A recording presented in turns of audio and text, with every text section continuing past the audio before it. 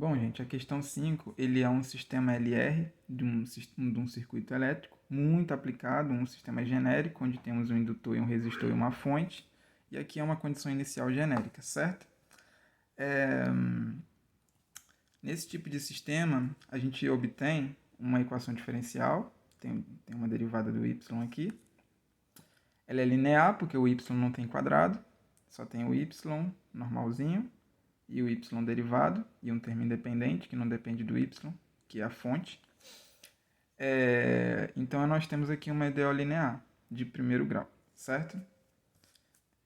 E de primeira ordem também, que só tem uma derivada. Então, o que a gente tem que fazer isso? Primeiramente, a gente tem que deixar a derivada sozinha. Então, esse indutor aqui tem que passar dividindo para esse e para esse. Chegamos aqui. Agora, a gente precisa de um fator integrante. Toda EDO linear de primeira ordem, ela precisa de um fator integrante, que vai permitir que esse cara aqui do lado esquerdo vire uma regra do produto, certo? Ela sempre é dada da seguinte forma. Ela é o exponencial da integral do cara que fica aqui multiplicando o termo linear, ou seja, a integral do RL. Só que RL é constante em relação a t, não tem t, entendeu?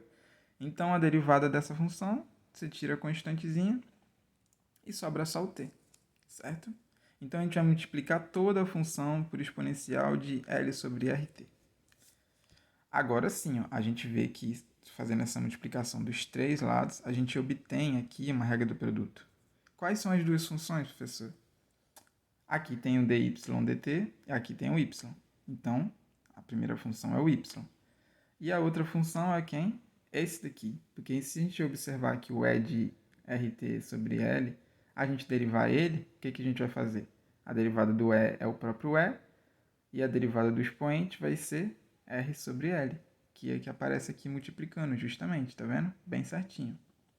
Ou seja, repete o primeiro, deriva o segundo, mais deriva o primeiro, repete o segundo. Ou seja, a gente vai fazer uma volta da regra do produto. Então, tá aqui. A primeira função vezes a segunda, todas derivadas em relação a t. O lado direito, nesse momento eu não estou mexendo, ele vai continuar se repetindo. Esse cara agora, esse dt aqui, eu vou passar para o outro lado. Por quê? Porque ela vai virar meio que uma equação separável. Que eu vou derivar o lado esquerdo e vou derivar o lado direito. Derivar o lado esquerdo não tem dificuldade nenhuma, né? Não tem ninguém aqui na frente. A derivada dela vai ser o próprio termo que está em colchete. E eu repito ele aqui. A derivada do segundo também é simples, porque o E sobre L é uma constante e a integral do exponencial é uma integral muito simples, né? Vai ficar só esse R sobre L dividindo, ou seja, ele vai ficar invertido. Vai ficar L sobre R, multiplicando esse E sobre L. Então, o L de cima vai cortar com o L de baixo e vai ficar somente o E sobre R vezes a própria função exponencial. Mais uma constante, que toda integral tem uma constante. Como eu quero saber qual é a corrente, então esse termo aqui, segundo, ele tem que sair daqui. Ele passa dividindo, que vai cancelar com esse daqui e vai ficar um com expoente negativo aqui. Ele poderia ficar dividindo também, só que fica muito mais bonito escrever em cima. Quando um elemento de baixo sobe, ele sobe com expoente negativo. E aí a gente tem aqui a solução geral já, com essa constante. Só que ele não quer, né? Ele deu a condição inicial. Ele deu genérico, mas deu, então a gente tem que substituir. Bora lá, a partir da condição inicial. O i de 0, ou então onde tiver t, eu vou colocar 0. E onde tiver i, eu vou colocar o i 0. Fazendo as manipulações, a gente vai chegar nessa conclusão.